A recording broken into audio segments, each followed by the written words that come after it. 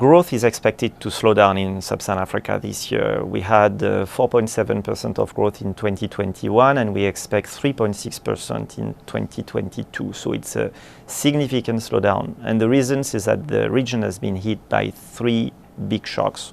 One is a slowdown of the economy of all the rest of the world, the advanced economies, China.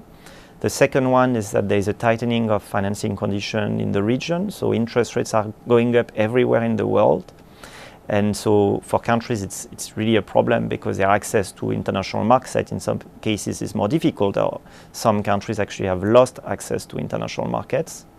And the third one, the third big shock, is volatility of commodity prices. And everybody knows here that food prices have increased very much, and so it increased the import bill for African economies, and this is, of course, a drag on growth. Right. And how will insecurity impede growth in the continent?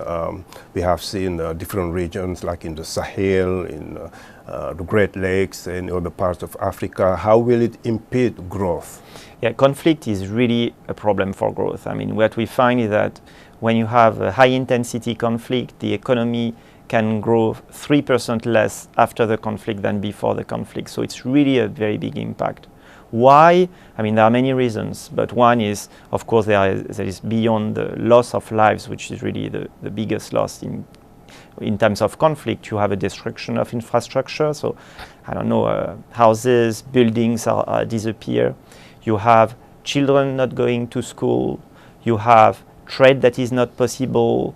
You have agriculture production that is destroyed. So all of this has a big negative impact on growth.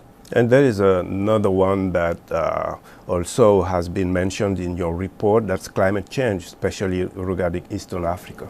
You know, climate change is really a big problem from Africa. Africa is probably the most vulnerable continent in the world to climate change. You have seen a lot of an increase in, events like floods, like droughts, that are more and more frequent and more severe in Africa. So really climate change is a challenge for Africa.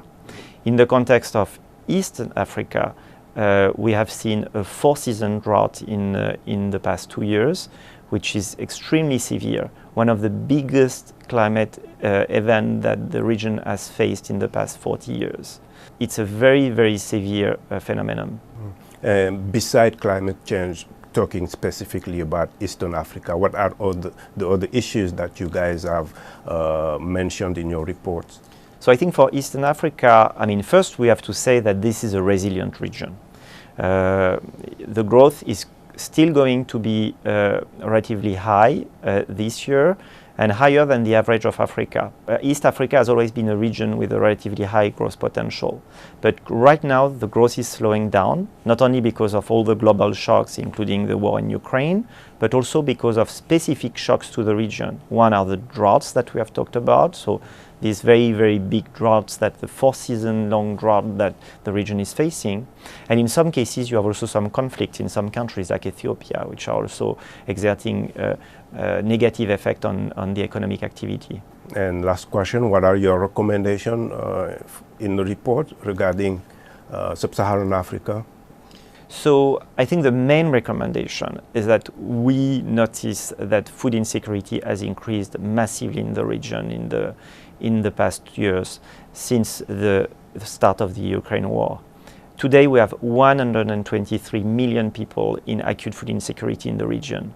And so how can we help these countries? That's where our report is trying to provide possible answers and trying to help the authorities. How can we develop the support measure that will help the most vulnerable that are suffering actually this massive increase in food prices?